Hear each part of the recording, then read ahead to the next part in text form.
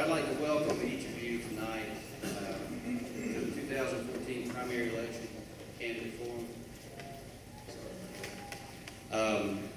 My name is Philip Godfrey. I work with Georgia Power. I'm actually the local manager here covering Paulding County. But I'm also the chairman for the Paulding Chamber of Commerce Governmental Affairs Committee. First off, I'd like to thank Chattahoochee Tech for allowing us to use this auditorium, and we're truly appreciative of that. And I'd like to thank each of you for taking time out of your busy schedule to come up here, because the issues we're going to be talking about, the candidates that we're going to be entertaining tonight, is very important to your community. And so your support and your questions are definitely important to this community as well. And with that, I will not be moderating tonight. Y'all are lucky for that. But Terry Lawler will be. And I'm going to give you a little bit of information about Terry and who he represents. And Terry is the Executive Director for the Regional Business Coalition of Metro Atlanta. And if you're like me, what does that mean? What is the RBC? You hear the term. So I tell you, I typically don't like to read notes, but I'm going to read a little bit so that you get an in-depth understanding of what Terry represents. The Regional Business Coalition of Metro Atlanta is an organization of over a dozen of the largest and most active chambers of commerce throughout the Metro Atlanta region. An RBC member chambers represents over 15,000 member companies who employ millions of Metro Atlanta residents. The RBC's primary goal is to represent the interests of the RBC Chamber members on regional public policy issues that impact our transportation, water, and air quality, and to advocate for solutions to improve the Metro Atlanta's quality of life and economic vitality. And with that, I will turn this over to Terry Lawler, who will be our moderator for today. Thank you. Thank you again, and welcome tonight for those of y'all who did come out. Hopefully you're going to hear some things and help some of y'all make some decisions on how we're going to be voting on the upcoming primary elections.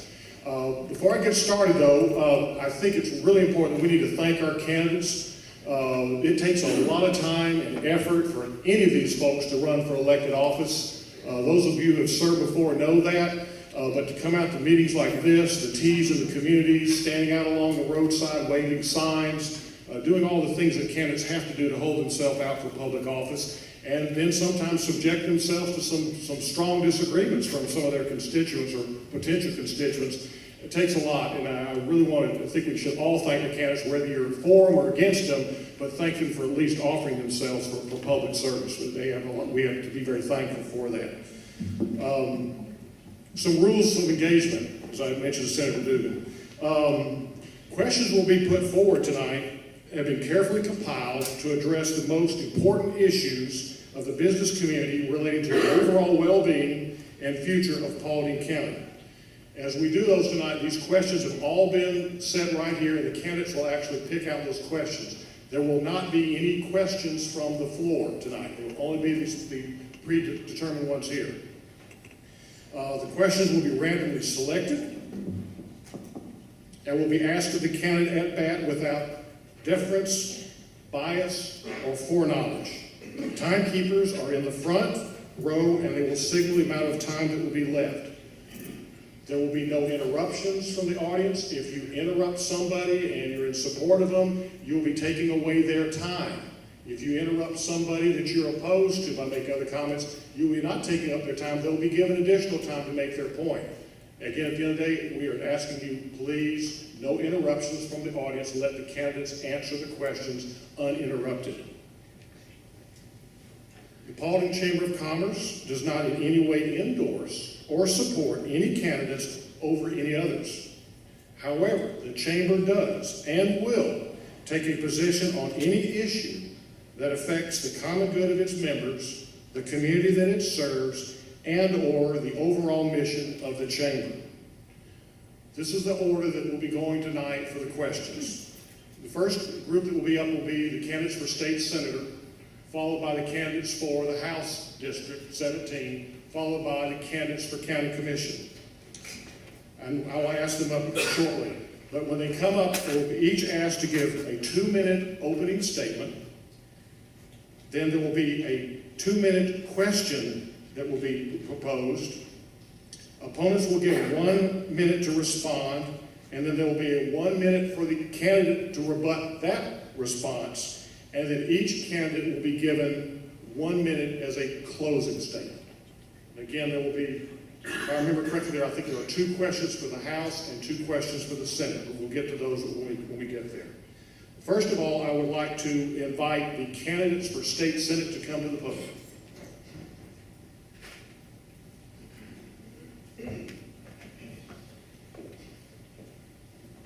And this is for Senate District 30. And the candidates are Senator Mike Dugan and Mr. Bill Hembree. And I'll ask each of you, and we'll start with Senator Dugan, to make a 2-minute self-introduction. Let me point out, these 2 young ladies right down here are the timekeepers. And they will show the card about how much time you have. And when you get to stop, show the stop sign, the red one, I will stop you. You both have done this before. This is nothing new to both of you, so you're very well at it. But these young ladies will help out that. With that, Senator, would you like to go first, please? Sure. I'm Mike Dugan. Yeah, you gave all the rules except for that part right there. I didn't know that. Okay, I'm Mike Dugan. I'm the senator for the 30th District. I'm proud to be able to serve y'all, the southern part of Paulding, the western part of Douglas, and almost all of Carroll. I want to start off, even though I just got dinged from the get-go, thank the Chamber for putting this together tonight. And, you know, it's important that we hold events like this so you get a chance to see all of this and listen to what we're standing for here. Now, most of y'all know I'm the guy from Bowden. Graduated from Bowden High School, graduated from West Georgia, and then went into the Army. My wife and I raised 2 great kids, retired from the Army, and moved back home. And we moved back home because this is the best part of the world that we've ever been to. And we said, and we've seen a lot of it. We said we want to raise our kids there. Since I've been elected to the State Senate, the committees I'm on, I'm the Vice Chairman of Government Oversight. I'm the Secretary of Veterans, Military Affairs, and Homeland Security. I'm on Economic Development and Transportation. I'm also ex officio on Agriculture, Education and Youth, Judiciary, and Judiciary non-civil.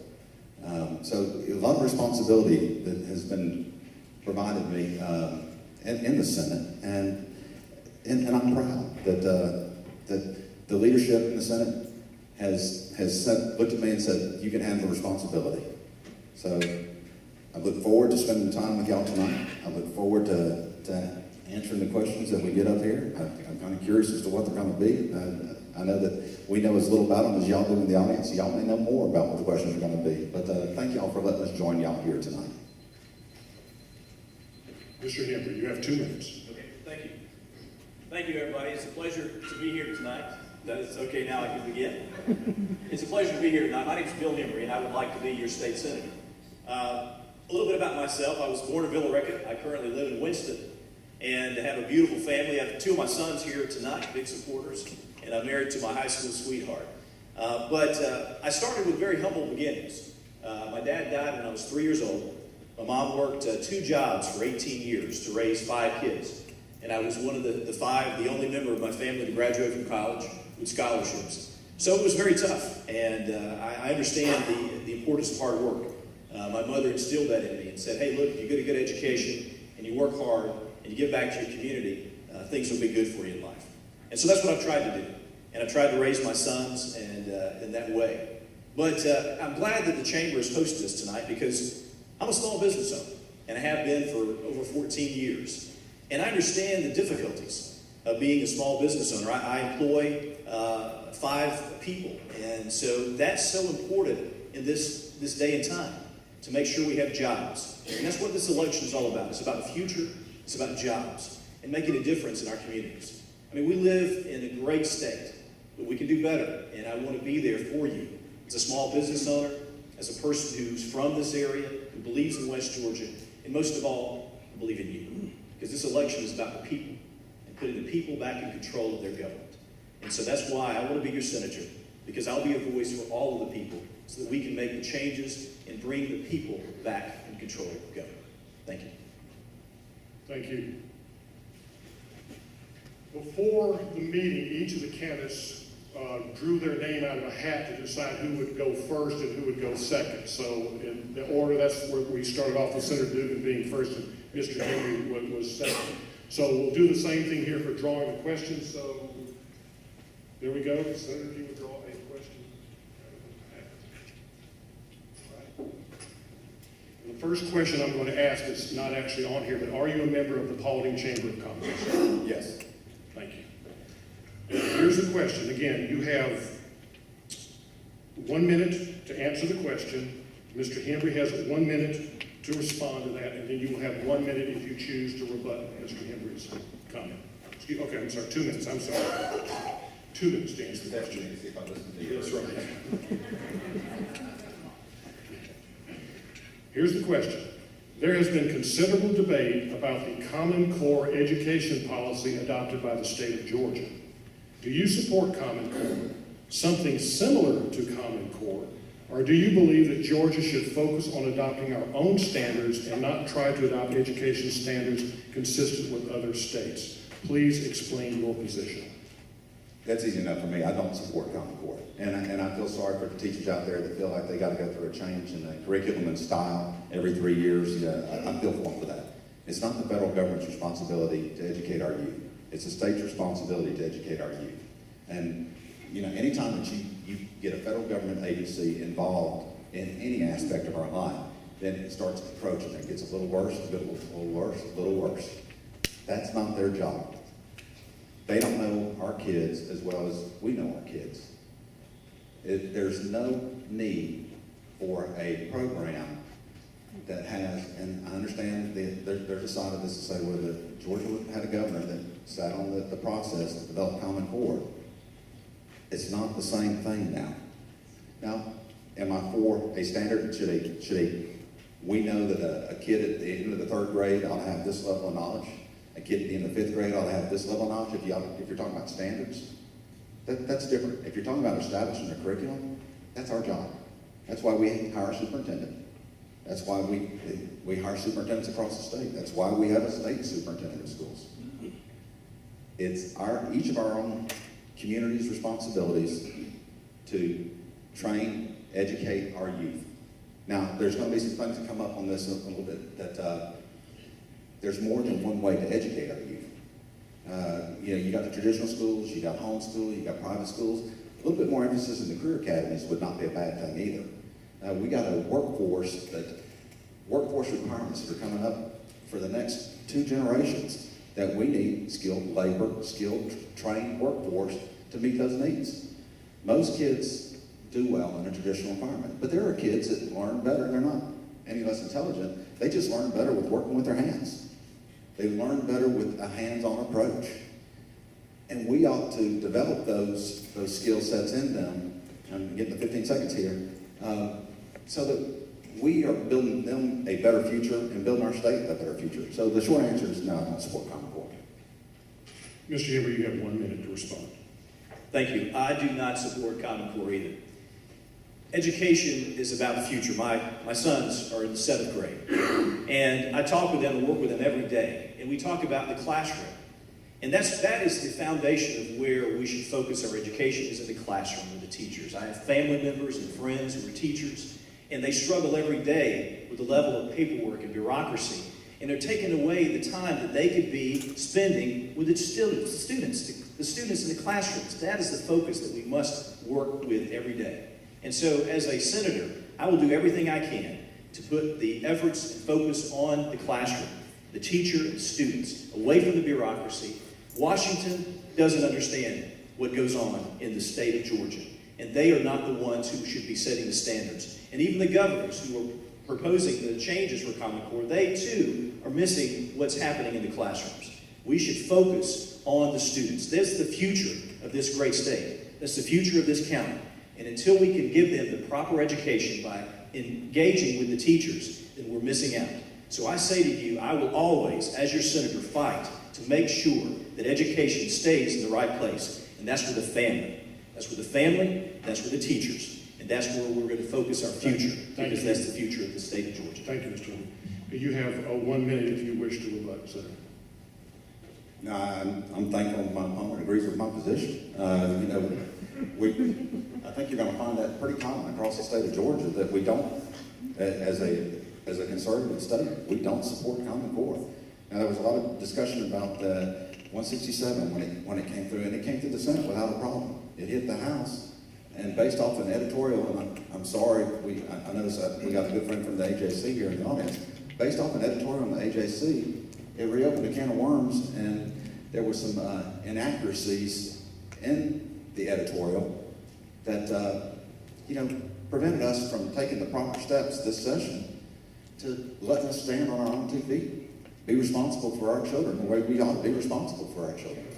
So, I don't know what else you could say about Common Core other than I think it's a really bad move. Thank you. All right, Mr. Hembree, you get to draw the next question, the last question.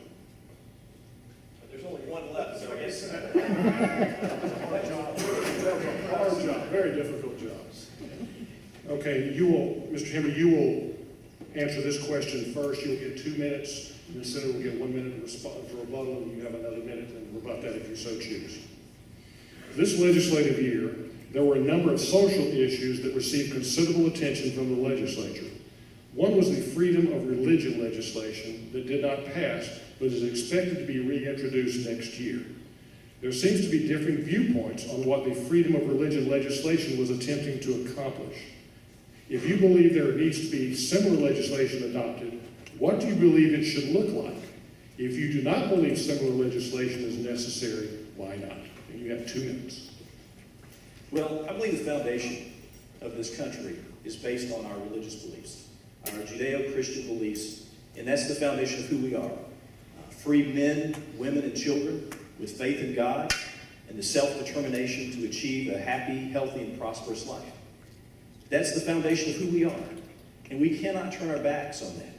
And our culture and our society has often done that, and we must stand up for the principles.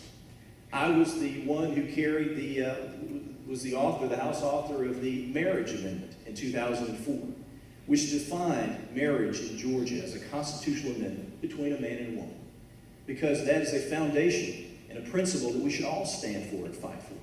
So I have a history serving as 18 years in the General Assembly, fighting for these issues, fighting for the family, fighting for our religious freedoms, fighting for the foundation of who we are.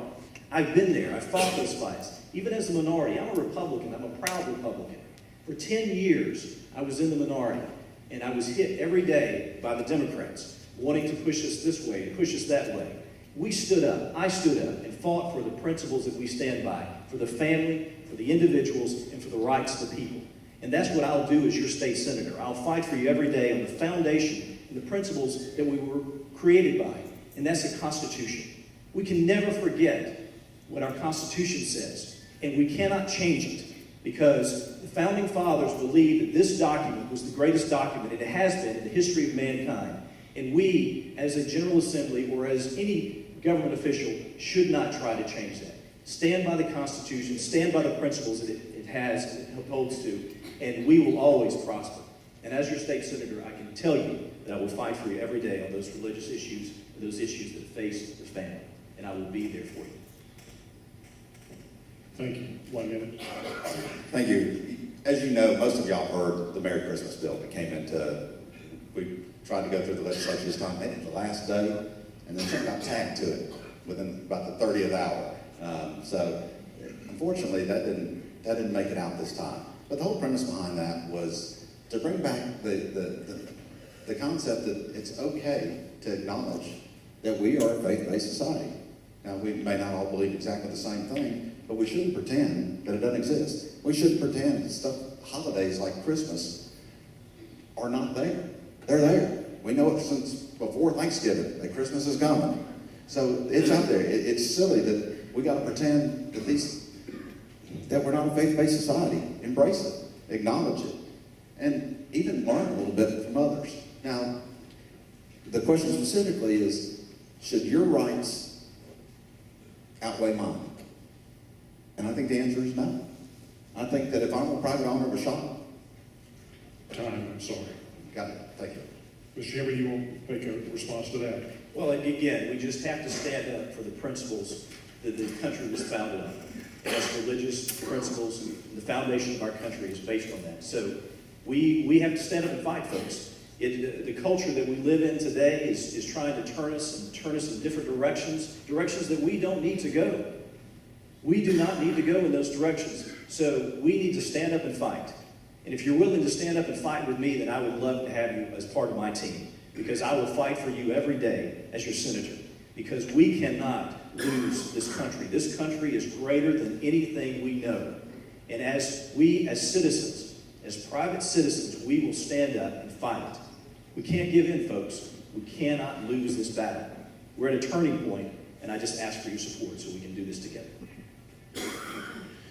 Okay, each candidate will now have 1 minute to make a closing statement, and we've reversed the order, but I do have one question that I asked the senator I didn't ask you, Mr. Hembree. Are you a member of the Paulding Chamber of Commerce? I am not. I've been a member of the Chamber of Commerce for a long time, but I'm not a member of the Paulding Chamber. Thank you. But it is a good program, and if you'd like to sign up after the program's over, I'll be glad to do that. Is the membership, is it $50 or $100? I'll be glad to sign That up. would be yelling for the audience. I told them not to say anything. We got a thumbs up back there, so I think I'll be able to write a check as soon as we're finished. So what we'll be asking each of you to do is to make a 1 minute closing comment, and Mr. Hembree, we'll start with you. You have 1 minute, and the young ladies will show you down. Okay. As I said before, this election is about the future. It's about the future of Paulding County. It's about the future of the state of Georgia. It's about the future of our country. And we just need people who understand the same ideas that we have, the views, the foundations that we believe in. And we need somebody there fighting for us every day. Someone who works hard as a small business owner. Someone who works as a member of the Chamber of Commerce to make sure that we create jobs, that we create incentives for small businesses. I mean, that's the backbone of the country, is a small business. And I know that as a small business owner, and I will do everything I can to stop taxes, to cut government regulation, to free the private sector, and you know what? To trust the people, because the people know what's best. And I say to you today, give me the honor and privilege to serve as your senator, and I will serve you well. Thank you. Senator, you have 1 minute. Thank you. It is an honor to serve as your senator. For the last 2 years, I've enjoyed every minute of it, worked my tail off, and I hope that the results of that is I get reelected. Now, part of what have I been doing for 2 years? How about capping the state income tax? How about capping the sales tax? How about eliminating the death tax? How about working for Hope grants for the technical college system of Georgia? So we've raised the Zell Miller grants within the technical college system, so institutions like this can attract and retain students that then go into our workforce. That's what I've been doing. And oh, by the way, I've actually been staying in contact with the constituency. Over 20 town halls, over 30 church visits. Anytime there's a gathering of more than 5, it seems like, and somebody invites me, I'm there. So he's right. It is an honor to serve as your senator, and I ask you Monday, let me continue. Let's give both of these gentlemen a round of applause.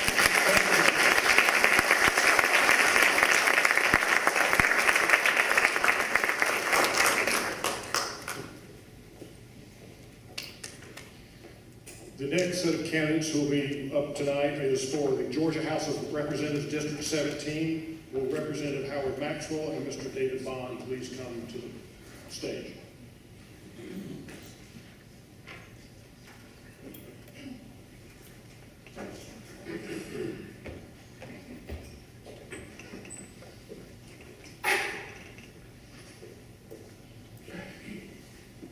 Thank you, gentlemen. I'll go over the rules again, as you've probably heard before. We'll be asking each of you to make a 2-minute opening introduction statement, and then we have 2 questions that you will pull from the hat that you have not seen before. We'll ask them to have opportunity to rebut, and then a 1-minute closing comment.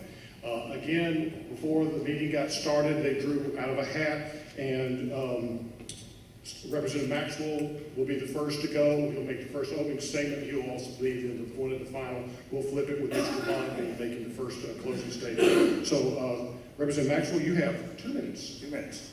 Thank you, Terry, and thanks to the Chamber for putting this on tonight. My name is Howard Maxwell. I've been in Paulding County since 1958. We moved back here when my dad got a job at Dallas Elementary School as a janitor. I went to work in the 3rd grade, 10-year-old. I had a section of that school I had to clean every afternoon. I've been working the rest of my life. Met my wife in Paulding County. I graduated from Paulding County High School in 1967. Met my wife, married in 1969. The only thing we got started was she had a 63 Ford Fairlane. I think I had a 63 Mercury Comet. And they were both had to be paid for at that time. Lord blessed us down through the years. I hitchhiked home, got married in June of '69. From the Army, I got engaged March the 1st, drafted March the 15th. Hitchhiked home, got married, got to Vietnam in September. First letter was Dear Daddy. She was expecting. Got back to Vietnam with a 6-month-old child. So I used my VA benefits, finished college, worked along there, got some good jobs, and the Lord's blessed us. Got 2 fine kids, got grandkids in Paulding County schools. Served on the school board since in 1988. I got elected to the school board, served there 13.5 years, ran for legislature in 2002, and I've been proud to serve as your representative for the last 12 years. Paulding County's been good to me, and I want to serve Paulding County. My kids, I've got grandkids in Paulding County schools now. I want the best for them. I would like to see them graduate in another few years and find good jobs in Paulding County, not have to do like 76% of our citizens and drive somewhere else to find a job. And I'll give you a second or two, ma'am. Thank you. I saw the sign. Mr. Bond, you have 2 minutes. Thank you. Thank you. My name is David Bond. I lived in Paulding County 3 years. Met my wife, who lives here. She's been here 14. She tells me I'm a damn Yankee because I came from the north and never went back. I was born in Milwaukee, Wisconsin. I lived in Topeka, Kansas for junior high and high school years. However, I graduated from high school in Louisville, Kentucky. Did my undergrad at Ohio State. And my parents lived in Kennesaw, Georgia. And my father said I could live with them until I got a job. Got a job 3 weeks later in Kennesaw, Georgia. And I've been here for the last 25 years.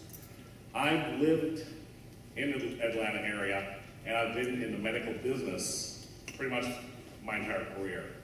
In marketing and product management, working in such huge, enormous companies as UnitedHealth and Novartis. I recently got married 3 years ago, as I said. I became a first-time father at age 46. Some of you have seen my 2-year-old running around. So this is new to me, being a parent. But it also tells you how important what we're doing is here in Paulding and for the state of Georgia for the future of our children. They're going to be here long after we're gone.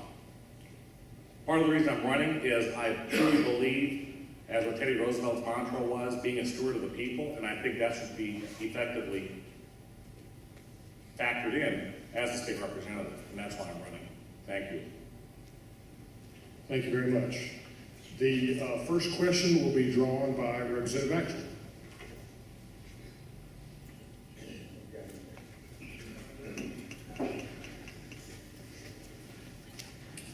All right, my first question, are you a member of the Paulding Chamber of Commerce? I have been for a very long time. Been in business since this is my 30th year, and I think I've probably been a member the entire time. I'm not sure. Okay. Here's the question.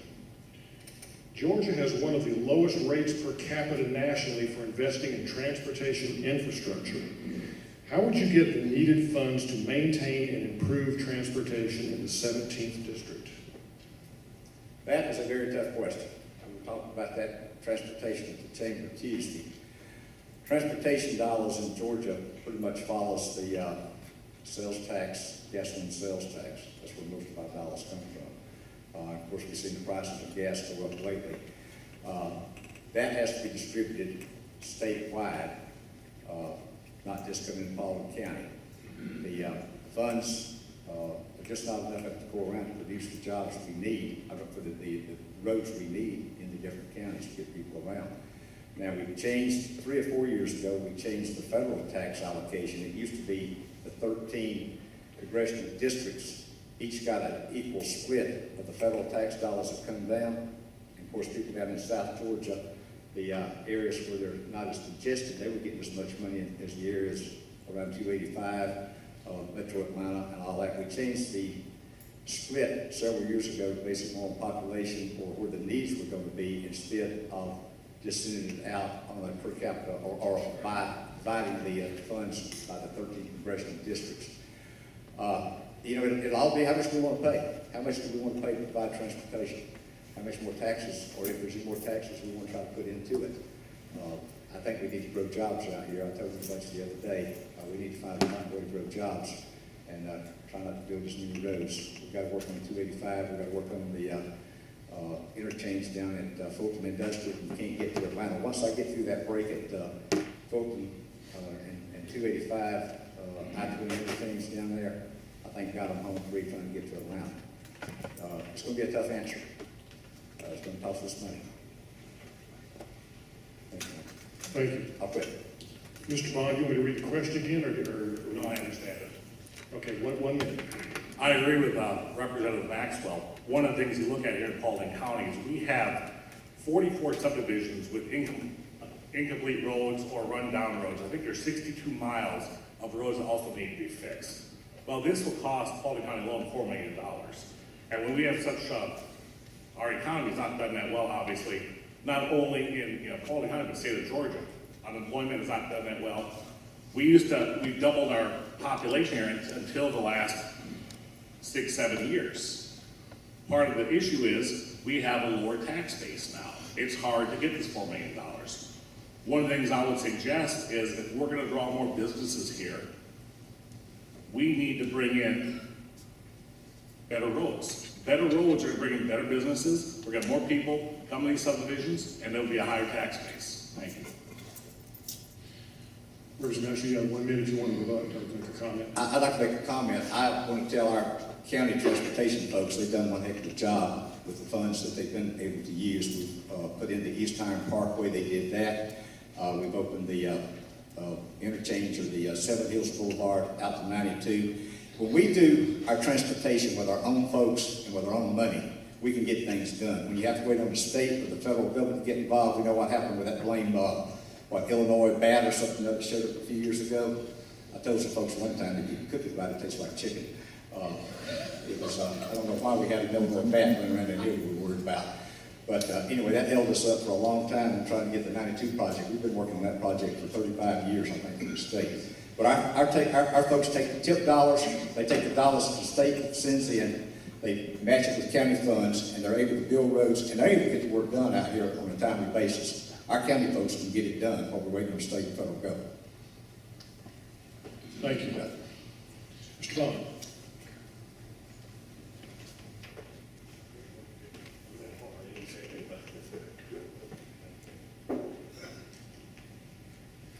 And of course, my first question to you, in case you didn't know, was, are you a member of the Paulding Chamber of Commerce? No, not with a 3 hours drive there and back from Alpharetta. I've worked in Alpharetta 20 years. If I work in Paulding, I will be. Okay. Here is your question. Gun legislation is always a major issue in the legislature.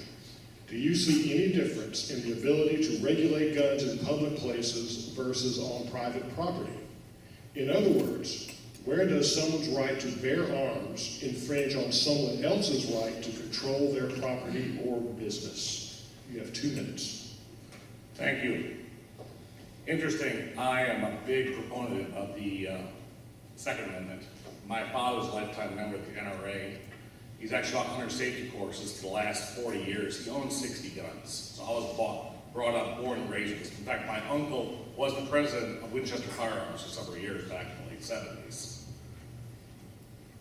One of my issues with a lot of the legislation and the regulations seen with gun control now is the Second Amendment did not say the right to keep and bear arms as long as it's certified, as long as it's regulated. No, it said the right to keep and bear arms. We just passed the recent, basically carry-all law yesterday, Governor Deal signed. I think it's a fantastic idea. Why? 2 things. Number 1, I don't see individuals who are law-abiding citizens carrying guns accidentally shooting other people.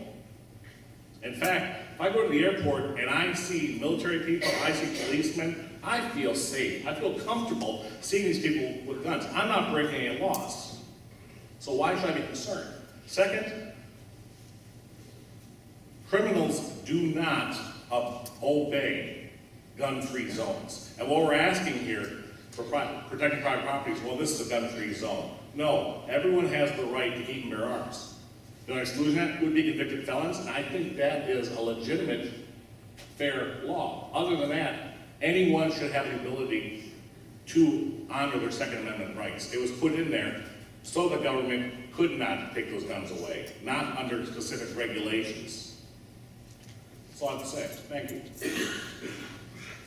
Representative Maxwell, you have 1 minute. Would you read the question again, make sure I can try to answer the question? Sure, glad to. Gun legislation is always a major issue in the legislature. Do you see any difference in the ability to regulate guns in public places versus on private property? In other words, where does someone's right to bear arms infringe on someone else's right to control their property or business? Okay. The 12 years I've been in the legislature, I've had the opportunity to vote multiple times on Second Amendment rights legislation. I still get emails all the time. People say, please vote for this, vote for this gun bill, vote for this gun bill. Don't, vote for gun control. I tell them, I say, you check my voting record. I've never voted for gun control. I'm prior military. I've got a basement full of weapons. I'm probably down to about 25,000 rounds now. I need to stock up on that. But to answer your question, if I've got a piece of property, if I own a business, and I tell my employees or my people, we really don't want weapons in here, that's my personal property. That's my right to tell my employees or whatever what I want them to do, or people coming on my property. We just opened it up with the gun bill we passed this year in certain public places. Churches are going to make the decision. They can decide in each congregation if they want to allow weapons in or out. Schools can make a determination if they want people. Thank you, Tom. Thank you very much. Mr. Bond, you have 1 minute if you want to make another comment. No, I can't disagree with anything he said. In fact, what Representative Maxwell said is very true. It's his personal right if he wants his people on his property to decide that. Some of you may think, well, property is not important as life. How many of you have a mortgage? You don't have to answer right now. I'm just trying to put it out there. You get up at 5 in the morning, you get home at 7 at night to take care of your family. That's why you have a home. That's why you have a decent car. That's why you are there going to work every day. And that's why you have a gun, to protect yourself, because that livelihood is important to each and every one of you. That's why we all work. We work for our family. We work for our future. That's why guns there. No, we shouldn't start shooting, ask questions later, but to have that preventative measure in the first place, that's what gun right is all about. That's why it shouldn't matter if it's in a private place or public place. Thank you. Thank you. And again, as I mentioned earlier, we flip in terms of the closing from the opening remarks. So, Mr. Bond, you will be making the first closing statement, and you have 1 minute. Thank you. I can tell you more about myself, but that wouldn't be that interesting. What I would say is, as a state representative, I truly believe meetings for the people, as Teddy Roosevelt said. Why is that important? You need to be informed what's going on every day, every week, every month. I've already had about 200 people call me or email me since I started running, and you can ask any one of them. I respond probably within 2 hours. I've had some irate people call me on my phone with some of the things I support and don't support. I call them back. I be polite. I have email, and one of the things I propose, as your state representative, I'll have monthly town hall meetings. I'll have a monthly newsletter as well, which I will mail to you out of my own funds, or, if necessary, email to you, since that is easier. As a steward of the people, I want to know what all of you want. If that means, even against what I personally believe, I will support 50% plus what one person wants in my district. Thank you. Representative Maxwell, you have 1 minute. It's been a pleasure for me to serve the people of Paulding County and the citizens here for the last 12 years as a representative. I hope I've done you a good job. I ask for your vote and your support to send me back down for another 2 years. It's not an easy task down there. We're sent down to make hard decisions. Sometimes I have to make decisions that doesn't please some of the folks. But every time we push that button, there's only 2 choices. You got a red and a green button. We don't have a maybe or a gray in between. We got to vote. Every time we vote yes, somebody else is going to be mad. Vote no, somebody else is going to be mad. I think I've done you well. I would ask for your support. I love Paulding County. My life's been here. My granddaddy spent his life here at the turn of the century. I want to see Paulding County progress. I want to see us go forward. and I want to be a part of it, and I want to be a part of it with you and the folks in Paulding County. And I appreciate your support. May the 20th, and early voting starts next Monday, by the way. You can vote for me earlier. Thank you. Let's give both these gentlemen a round of applause. Thank you.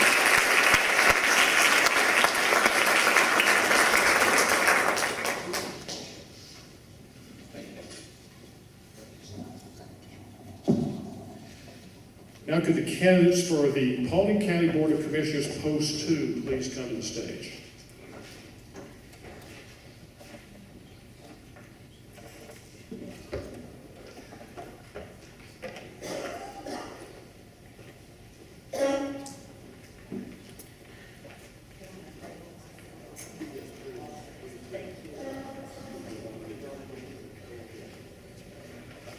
Our two candidates are Mr. Patton Hughes and Mrs. Patti Smith. Miss Patti Smith. And again, as before, they drew the names outside, and Mr. Hughes will go first. Again, you have 2 minutes for a opening statements. We're good. Okay, you want to ask me about whether? I'll do that when we get to the question. Okay, that's fine. Are you covered if you want to? No, that's fine. I think I even mentioned it, but anyway. My name is George Patton Hughes. I'm running for post 2. I'm a Democrat. I've got a college degree, poli-sci, history, and political science, Hembree College, Conway, Arkansas. I've got Oklahoma State University. I was got some graduate credit in journalism. Worked for large and small media companies. I've started several companies, including Paulding.com. My first job was clipping newspapers in the back office of J. William Fulbright in Washington, D.C. We're running as Democrats, which is kind of unique in Paulding County, I'm sure. I was also press secretary, campaign press secretary for Tommy Robinson, who was a Democrat that ran and turned Republican from Arkansas. I've attended probably over 1,000 public meetings in Paulding County in the past 25, 26 years, whatever it is I've been here. I've been the writer and editor of the Paulding Neighbor, and I've been in meetings from, administration from Johnny Helms to David Austin. I'm currently on the board of directors of Paulding County Business Association. I'm a member of the Chamber of Commerce. I'm a graduate of leadership Paulding 3. I've won national recognition for Paulding.com from 21st Century News Challenge winner from Knight Foundation. I'm married. I've got a wife, Nancy Hughes. We've been married almost 27 years. She's a nurse at Wellstar. I've also got a daughter who works at Wellstar, and I've got a very special son, who I'm proud to say is a very happy boy. A lot happier than his dad right now. Finally, my intent in running is to institute specific procedural reforms that will vastly improve the transparency of Paulding County's government operations. Thank you. Ms. Smith, you have 2 minutes for opening remarks. Thank you. Hi, I'm Patti Smith, and I was born on Peachtree Street on a hot summer day, but I came here when I was about 18, grew up in Decatur, but Mom and Dad were married here in Paulding County. They were on their way to a big adventure in Chicago. They lived up in Rome, and they took a ride with some friends to Atlanta to the bus station, and they stopped in Dallas and got married. And for all of my life, they talked about their dreams of coming back to Paulding County and buying a house and some land and growing their own food. They were both country boys and girls, and so they did, and they have beautiful 8 acres in the Paulding Forest. Honestly, the first time my parents brought me here, I thought, surely they must be insane. I was in the back of the car wondering if a 16-year-old girl could have her parents committed, because here they were taking me down a road that literally was 1 lane wide. And I was a city girl, but I did come to love it here. My parents loved living here. And it really was a beautiful place to live for them to spend the last years of their lives. As for me, I majored in journalism. I went to Carrollton for a while and majored in journalism at Georgia State. I lived in South Florida for many years. I have worked a little bit in corporate America, but honestly, I was too much of a boat rocker for them. So I've been mostly an entrepreneur. I was a publisher of news magazines in South Florida. And I'm writing a couple of different things now. I'm working on a book about women and a role they played in World War II. And I thought I would have had my Healing Thyself from Autoimmune Disease blog up and running by now, but last October I learned some unhappy news that changed my course and brought me up here. I never thought I'd sink so low as to be a politician, but thank you for inviting me here tonight. Interesting note to end on. All right, our first question will be drawn by Mr. Hughes.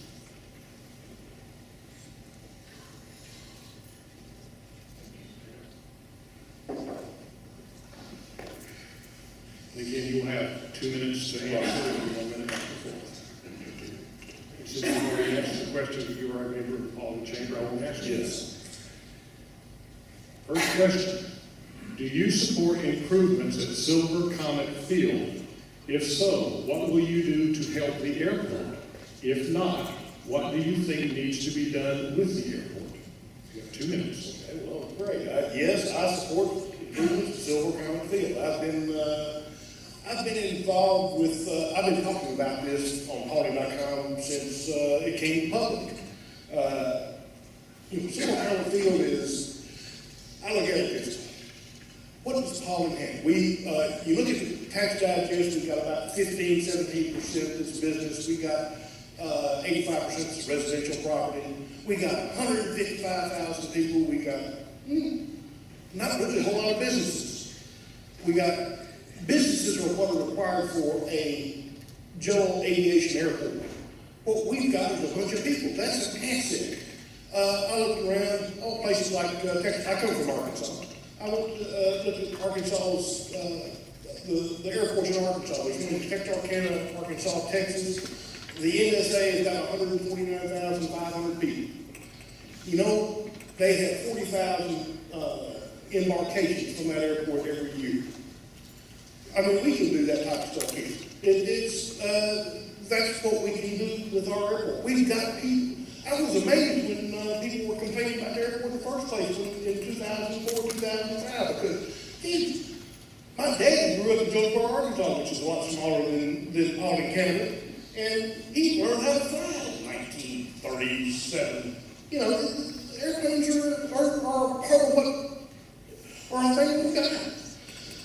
Yeah, I'm a supporter of Silver Comet Field. I think that we need to maintain the contract. We need to fulfill the contract that we've signed with Propeller Industry, Propeller Terminal Partners, and we need to just do it. Thank you. Ms. Smith, you have 1 minute. Thank you. Well, I am not a supporter of Silver Comet Field. I do not think we ought to just do it. I think there's a lot of people who have been damaged by this airport. People voted twice to say they did not want this airport built, but by hook and by crook, some of our political leaders found a way to slide this airport in under the radar. And those of us who live at the ends of the runway, as I do, of course, my parents built their house first, but I do not believe that we should continue to damage the people of Post 2. Blake Swafford and the airport boys always make it sound like there's only a few of us disgruntled people. Well, there's more than a few disgruntled people.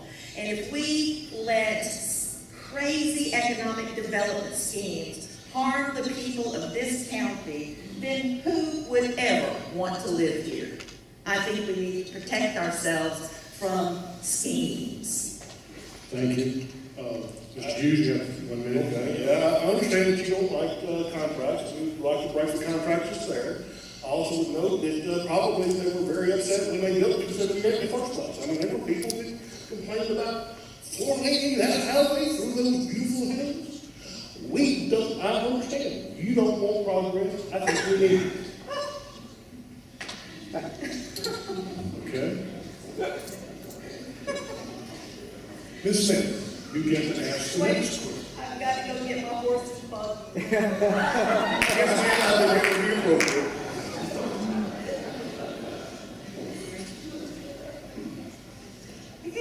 Ms. Smith, I'll ask you as I've asked everybody else. Are you a member of the Paulding Chamber of Commerce? No, I am not and would not because of their stance on this airport and their myth versus fact sheet. Thank you. Your question, and you'll have 2 minutes to answer. Thank you. As housing values begin to rise following the recession, the average tax bill will also increase if the millage rate is not adjusted. How will you balance changes in the millage rate to ensure the county is collecting enough revenue to operate the government without overtaxing its citizens? And you have 2 minutes. Well, the first thing I would stop doing is pumping money into reckless economic development schemes like movie studios down by the septic recycling center. Smelly movie studios are not a real bonus for people. I think that we need to think about what money we're spending before we start spending it like drunken sailors in a house of ill repute. And that's what it seems to me very often happens in this county. People just start spending money like they had some, like it was their money. We need to rein in crazy economic schemes and admit that government does not create jobs. Businesses create jobs. Businesses come to a community when they feel that they'll be treated fairly down at the permitting office, when they feel like they won't be gouged by tax dollars to build an airport that nobody wants, or this park out in front of the governmental center that honestly I see it's mostly vacant. I don't understand why we keep spending these tax dollars. I think it's because the Board of Commissioners, it's not their money they're spending, it's ours. And so they just spend it freely without caring about the harm they do to the taxpayers with our own tax money. I'm not against progress. I'm for progress. I would love to have a little more retail outlets out near me, but nobody's going to want to live out in this area if it is got 737 zipping overhead every few minutes. You have to think about the people that are already here. They came here to get away from the miseries that Atlanta has to offer, and this airport is just driving them home. Mr. Hughes, you have 1 minute if you'd like to invite. Oh, yes, I believe I would. People want to live where jobs are. They will go to where jobs are. Yes, ma'am, they do, and they will, especially as we go into the future with the increasing cost of energy and the cost of transportation and getting to and from, they're going to especially live close to where their jobs are. I will point out that the original question had to do with the tax rate, and this was, I can't remember the exact name, but it was Roy Barnes and had a element. And I just want to point out that Roy Barnes is a Democrat. He's the one that had the rollback tax that passed in 2001 or 2000. And I think the Democrats ought to take his own credit for that. And Ms. Hughes, if you, excuse me, Ms. Smith, if you would like to get 1 more minute. Don't copy that. What's happening? I don't know who's voice on the This is all being videotaped. We can block that out. That was the funniest moment. Oh, we're going to That's right. You have it. no offense. Thank you. Okay, so I have my You have your minute. My minute. Well, it's hard to top that, and now that we've all had a good laugh, I think that really there's nothing else to be said about the airport. Because if we continue on with this development of this 737 and this 139 certificate, this area is going to be destroyed. And if you don't care about the people of West Paulding, then keep it up. Is that, are you? I'm done. I have nothing else to say about the Just airport. you I have have a minute. written I so want to make sure many you words want to use about all it. of them, that you have the opportunity. Again, because we reversed the order on closing statements, the opening statements, Ms. Smith, you will have the first closing statement, and you have 1 minute. Well, I am a Democrat. and the 19th most conservative county in the United States. But honestly, I don't expect to win this race. I'm in this race because the people of West Paulding needed somebody to stand up for them. And though Todd Pownell is our representative, and he does a pretty good job of that, I wanted to stand up and raise some hell myself. Because nobody seems to care about the collateral damage that is done to the people at the ends of the runway. The commission chairman doesn't care. 80% of the commissioners don't care. And I want people to care. If you're going to damage our homes and our property values and ruin the quality of our life, then by God, I want to look you in the eye and make you say it to me. You've got to, if you want to hurt us, man up and do it eye to eye. And that's what I'm here for, is to stir things up and make people care about the damage they've done. Thank you. Mr. Hughes. Yes. Obviously, that was not necessarily the last word on the airport, but the airport is here, and it is a jewel of an asset. We've got to exploit it. It's got to be done. I'm sorry. I've already told you that I would be in favor of you giving fair market value for your home and whatever. And I understand that's the reason that you're up here. You're also up here because you don't want to have a choice in November between someone that is pro-airport and against the airport. The airport itself is, you want to be the candidate of the Democratic Party, and you would be if you win. I hope you don't, but that's just that. I've been in Paulding County a long time. This is kind of fun. I'm not terribly good public speaker, and I'm here for the airport, and I'm having fun. Me too. Thank you very much. Let's give both of these candidates.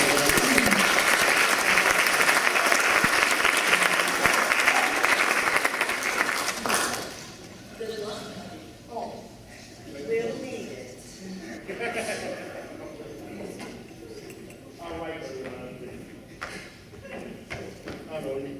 The next candidates who I ask to come to the podium are for the Paulding County Board of Commissioners, Post 3, Mr. Vernon Collett, Mr. Haynes, and Mr. Richard Manous. To let you know, that was the actual order that they ended up drawing their names out of the box outside. That will be the order that they will be asked. Make to answer questions and the rebuttal the same way. So, Mr. Collett, you will be the first person to make opening comments, and you have 2 minutes.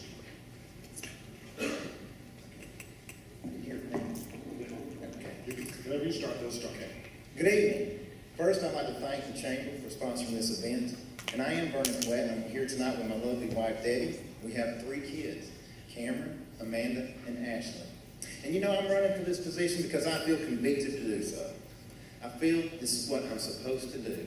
I'm not running for any one single issue or because one individual came to me or because a group of individuals came to me. I'm running because deep in my heart, I feel like I'm supposed to run for this position. I can't tell you what I would accomplish if I win as commissioner, but I can tell you what I hope to accomplish by telling you the story of John Collett. John was a militiaman in the American Revolution, and Paulding County was named after him. And he was the most important person in foiling the plan of Benedict Arnold to surrender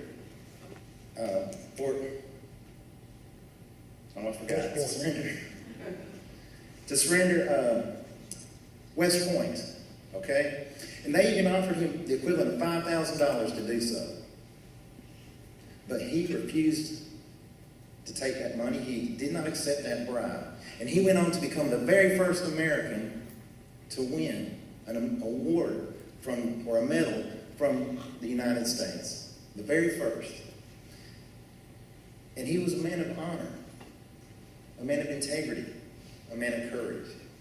And my biggest accomplishment in office would be for the people of Paulding County to say the same thing to me. Thank you. Thank you. Mr. Haynes, you were second. Okay. Well, certainly I'd like to thank thank the Chamber for hosting this event tonight. I'd like to thank Mr. Lawler for moderating, and I'd like to thank you for coming out to learn more about candidates and what they're all about. And just want you to learn a little bit more about me. I'm a native of Georgia. I was born right here in Atlanta. I've been in Paulding County for 20 plus years. I have a beautiful, loving wife of 35 years, 2 wonderful children, along with 8 grandkids. I was going to get them to put the picture up on the big screen, but we can't do that, so you're going to have to stick around after this so I can show you. I'm ready for that, okay? Most of my career has been in the technology field, okay? I've also been a small business owner. I've worked with large banking organizations, software firms, and I've worked on multi-million-dollar projects. So I have a lot of experience to offer. I've also currently worked as a Best Buy for Business representative here in Hiram, Georgia, so I represent the businesses here for them, as well as I'm a real estate agent that I've been for 6 years now with Maxwell Realty. We currently serve, me and my wife serve at West Ridge Church. We've been there pretty much the beginning of time, and also have served in other roles. I served as a HOA president for our subdivision. I've served on the Paulding 11 Family Alliance. I've served with the Big Brother program. I've served with the mentoring program here in the Paulding County school system. And I've also served on the Paulding County Economic Development Board. But with that said, I just wanted to let you know, I feel like I'm the best candidate for this position, and I'm here to ask for your vote tonight. Thank you. Thank you. Mr. Manous, you have 2 minutes. Thank you. My name is Richard Manous. I'm been here for 13 years. I grew up in the South Cobb County area. I graduated from South Cobb High School. I attended Kennesaw State University. I'm a member of New Georgia Baptist Church, where I'm a deacon and a Sunday school teacher. I've been married to my wife, Diane, who's here. I've been married 41 years to her. We've got 4 children and 7 grandchildren. And 4 of those grandchildren live here in Paulding County. I'm a past member of the school board here. I had to resign that position to run for this. And I do so because I feel the need for good, strong leadership here. I've been in the business world for 40 years as a business development manager. I have held positions nationally and regionally for some large corporations where I would go in and help those companies to grow their business. That's what I'm good at. That's what I know how to do. So I think what I bring to the table here is the business savvy that we need to get things done. We've already had some great leadership here. And we've got great people doing great things in this county. I want to see us come together as a group of people. I don't like seeing lawsuits against folks. I think we need to sit down, we need to talk about what our problems are. Let's work these things out. Let's go forward in Paulding County in a positive way so that businesses see us as a community that they want to go to work. They want to bring jobs here. That's what we need. That's what I'll do as your commissioner. I'll do whatever it takes to help you as a resident to have a quality of life that you and your family deserve. Thank you. Mr. Collett, you will draw the first question.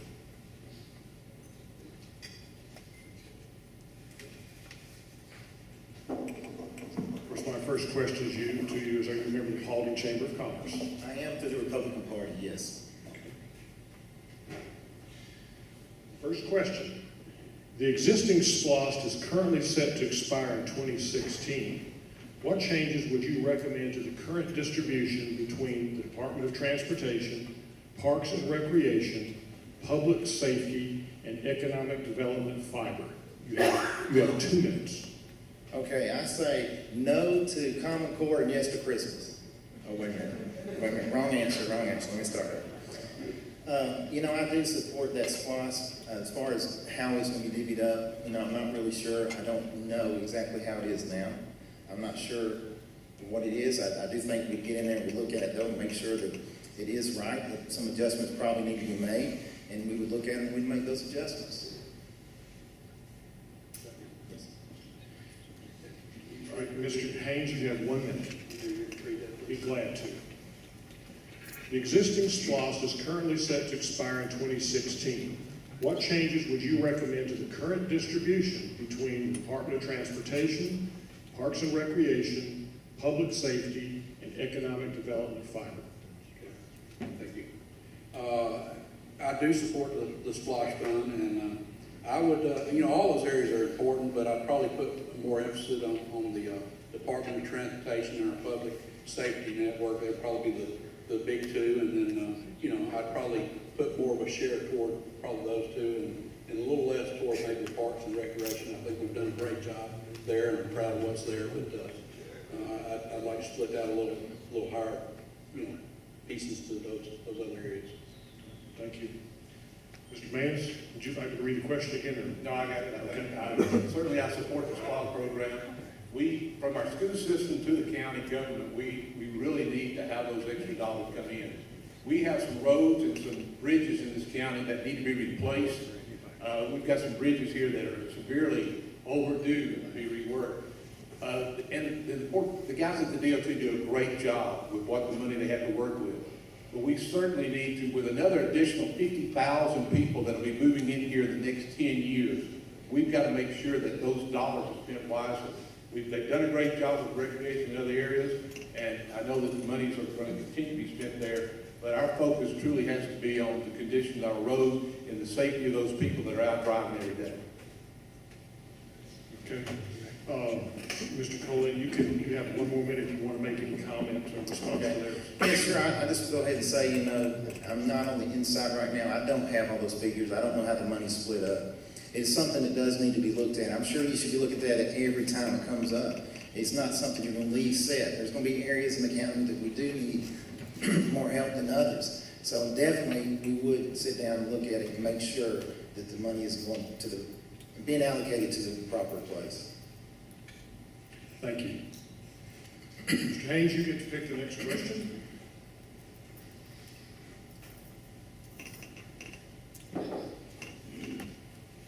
Mr. Haynes, I will also ask you, are you a member of the Paulding Chamber of Commerce? We're a member through the Paulding Board of Realtors, which I'm part of. Okay. Here's your question. The Richland Creek Reservoir is on the verge of being permitted after over a decade. Once the county receives its permit to start construction, how will you ensure the project stays on schedule and on budget? You have 2 minutes. That's an excellent question. I know a lot of funds have already been secured for that project. I know they're currently working on some other funds for that. What I would do is, not kind of like Vernon, I've not been in this position before, but what I'd do is I'd seek out at the county and the state and the federal levels and try to identify the funds that we could secure for that project to keep it on time and on schedule. So, and I think there's other things we can do. There's a lot of ways to research that, talk to people in other counties, talk to people in other states that have already been down that road. We can use, it's been done before, so I'd use those type of resources to identify what we can do to get the funds and keep it on schedule. All right. Mr. Manous, you have 1 minute. Okay. Well, we've got very good people in the county. We've got the leadership there, the department heads there. Again, with the dollars that they get and the way they're able to spend it, the way we're able to do things within this county without having to have the government's help outside, I think our guys do and ladies do a great job. So I feel very secure about where we're going with the reservoir and what's going to happen there. I feel very secure with the leadership we've had in this county, we'll continue to have in this county, to make sure that it's the right thing to do and the right way to do it, to spend your dollars in a very effective manner. And so I have no qualms whatsoever with the folks we have currently making decisions there. Mr. Collett, could you Please read read the question again. Be glad. The Richland Creek Reservoir is on the verge of being permitted after over a decade. Once the county receives its permit to start construction, how will you ensure the project stays on schedule and on budget? Man, this is a pet peeve of mine. I'm excited about that. I want it finished yesterday. It's been 15 years and we don't have a reservoir, and I don't understand why. Once I get in office, I promise you, that's something I'm going to push. I will do whatever it takes to get that finished. I talked about it 4 years ago.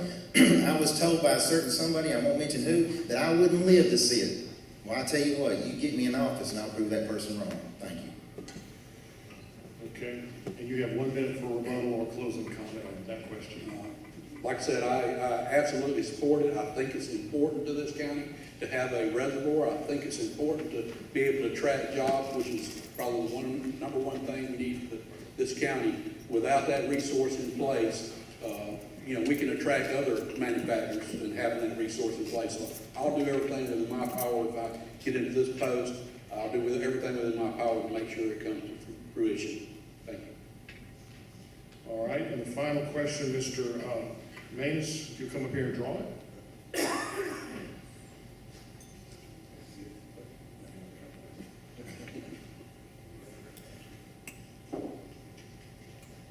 And again, my first question to you is, are you a member of the Paulding Chamber of Commerce? Yes, sir, I'm a small business owner, I'm a proud member of the chamber, and I think Carolyn and her staff do an excellent job here in this county. All right. Your question is, how would you balance the privacy that has to be maintained regarding economic development projects with transparency in government? And you have 2 minutes. Well, I think transparency in government is pretty easy. I mean, you've got to just open your door, allow people to come and take a look. I don't know that I've had any problems since I've lived here with the current administration with transparency. I mean, there's a lot of talk about it, but I think if you are aware of when the meetings are, you show up, you've got an itinerary, you know what the questions are, you have an opportunity to go and voice your opinion. I think they've been very transparent. I know that there's been a lot of questions about certain things, but a lot of times I think it's just been on the receiving end. If you know it's going to be there, you know the time, you know the date, you go. I've seen very little problem with that. But moving forward, I'd like to see some changes, a few changes made to make sure the programs stated maybe an extra day or two early, so people have a little more time to think about it, digest what's going on, to show up, ask questions. Maybe some of the meeting could be changed and revamped a little bit to help those that are there. Again, it's a matter of listening to what you want, not what the commissioners want from you, but to listen to what you have to say and then to act on what. We're here for you. We work for you. I would work for you. So that's what it's about. Listening, have a clear understanding of what you want, and then provide that for you. That's all. It's not that difficult. Thank you, Mr. Collett. You have 1 minute. Could you read the question? Be glad to. How would you balance the privacy that has to be maintained regarding economic development projects with transparency in government? Okay. I understand there's some things you do have to keep quiet, but sometimes there's things you don't keep quiet. And when it affects so many people's lives, and some of them negatively, some positively, that's something other people have a right to be part of and to understand. You must let the people speak. You must let them know what's going on. You can't just go out and turn someone's life upside down and say, hey, sorry, this is what's best for the county. That's not what this country was about, and that's not what I'm about. Okay, Mr. Haynes, you have 1 minute if you'd like to make a comment.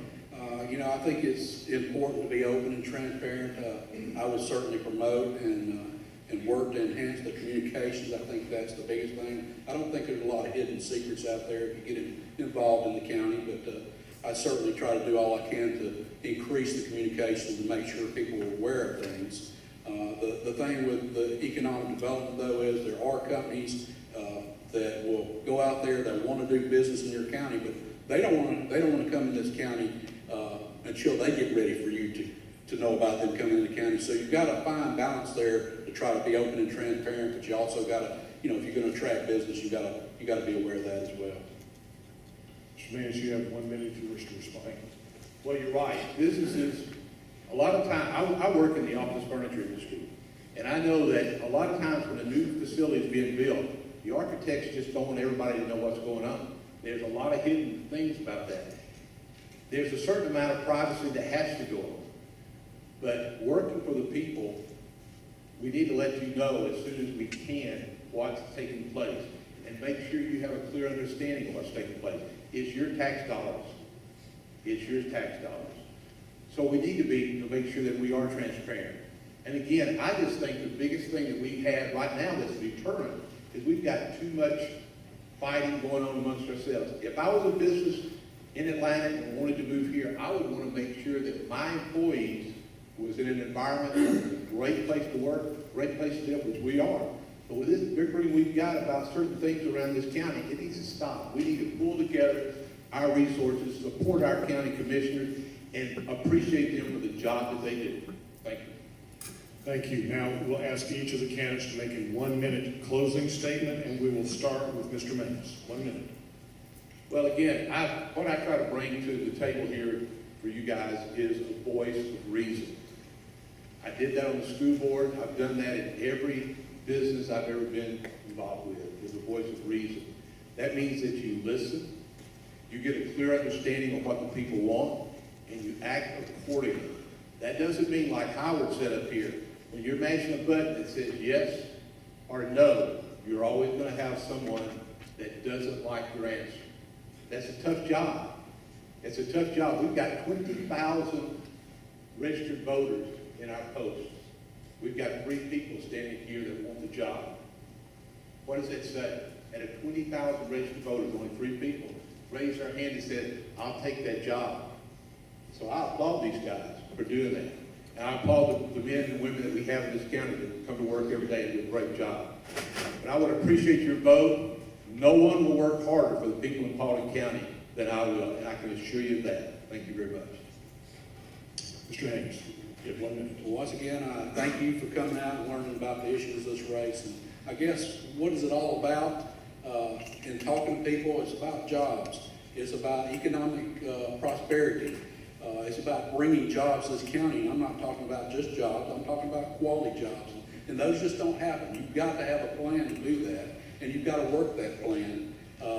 One of the things I'd work to do is to look extending the fiber optics throughout this county so we can actually attract technology companies. So where it makes sense, extend that fiber for our school system as well, for better education and access to that.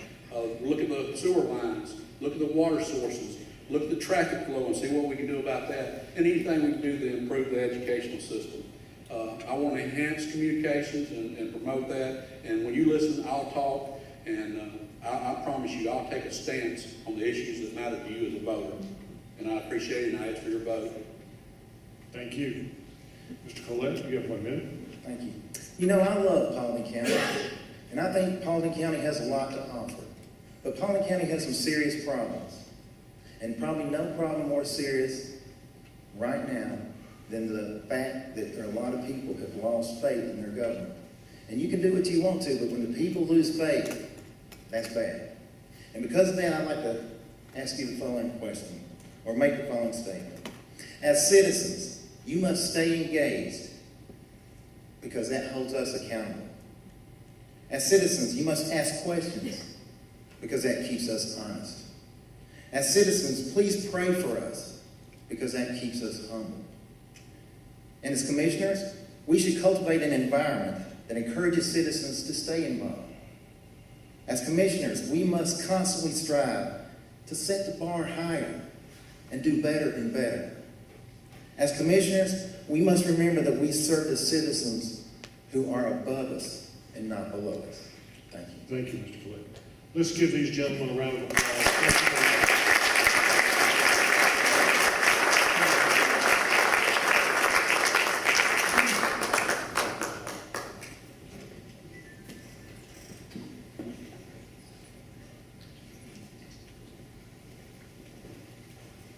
Is Mr. Crowe here? Okay. We have invited the candidates for Commission Post 4, and I believe that Commissioner Barnett is here. Is he here? I can't see him. Great. I want to come forward.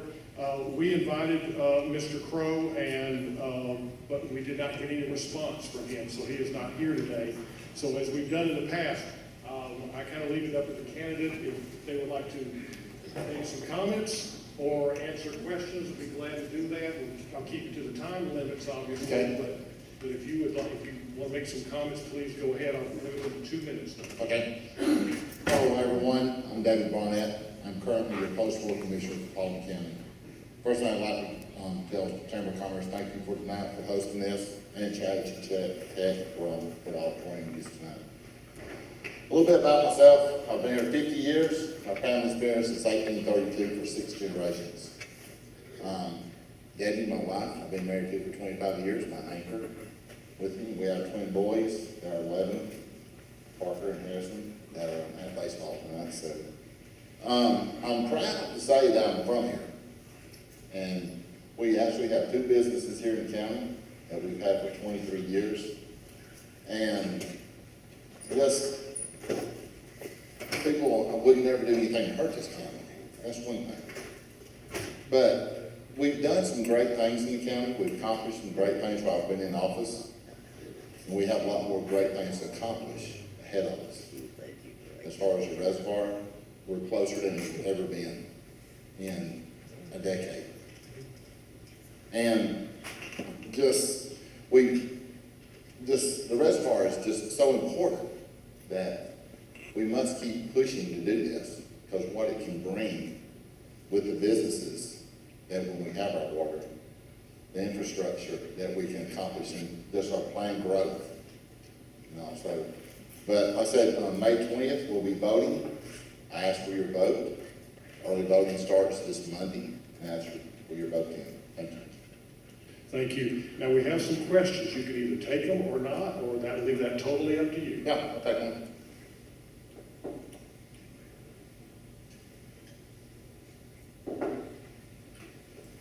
Thank you.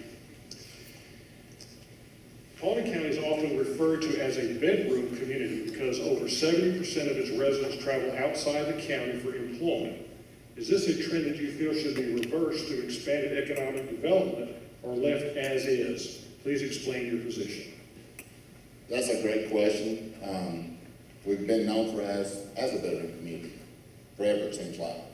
But to sustain our roads, our schools, our court systems, our public safety, we have to bring in businesses with industrial growth to help offset our taxes in our county.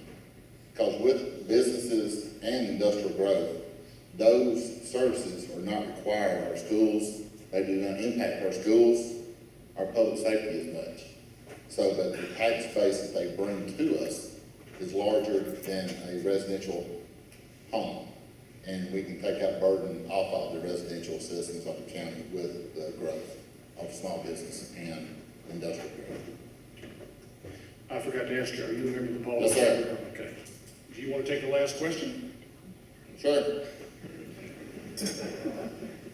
Brave man. All right, final question. As the housing market continues to improve in the metro area, what changes, if any, would you make to the county's existing zoning ordinance?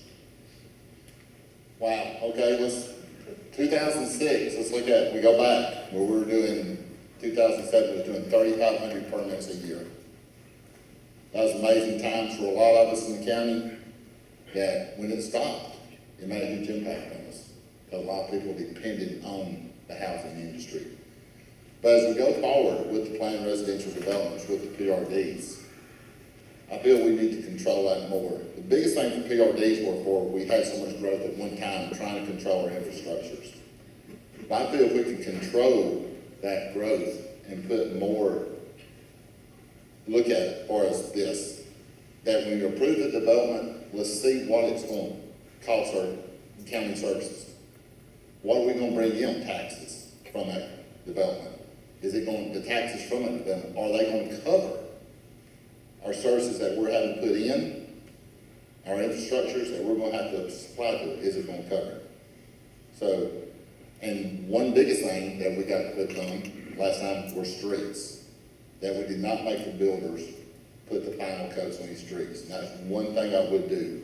As we go forward, if it's a new development, the builder will have to pave all the way, not just the base, but he will have to put the base and the final coat on before we issue any permits to him. Thank you. Great. Again, you have a 2-minute closing statement if you would like to make one. I love Paulding County. I can say that. I've been here all my life, so my family's here, my kids are here. I want to bring growth here to the county for his jobs, where my boys can stay here and enjoy the same heritage that I've had, to say, I grew up here, I stayed here, where we can live, work, and play. the same community. Thank you. Thank you, Commissioner. It's good, Commissioner. Thank you.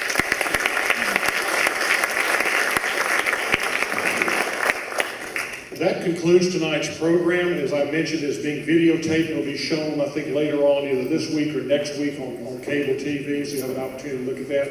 Again, thank you all for coming out. You heard from the candidates that early voting starts next week, so please do that. And please remember also that May 20th is the election day. Again, thank you and have a good, safe evening.